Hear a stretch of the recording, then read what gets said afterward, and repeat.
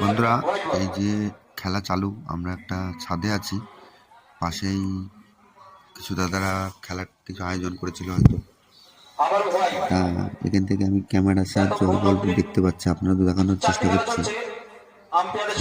এই যে আম্পায়ার দাঁড়িয়ে আছে, খেলা চালু আছে, টলন দাদা মেরেছে।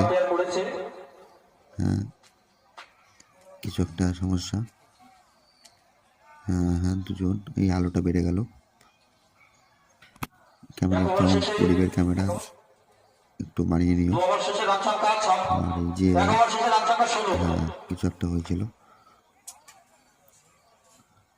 ফাইনালি খেলা চালু হতে চলেছে। আবার ওই যে দাদাকে বলটা দিয়েছে, বলটা আগিয়ে দিল দাদা। একটু দূরে তো ক্যামেরাটা একটু খারাপ, ওই জন্য আমরা ধরো 3-4টে বাড়ির পরে রয়েছিলাম। একটু কাছের থেকে হলে ভালো বোঝা যেত এই আর কি।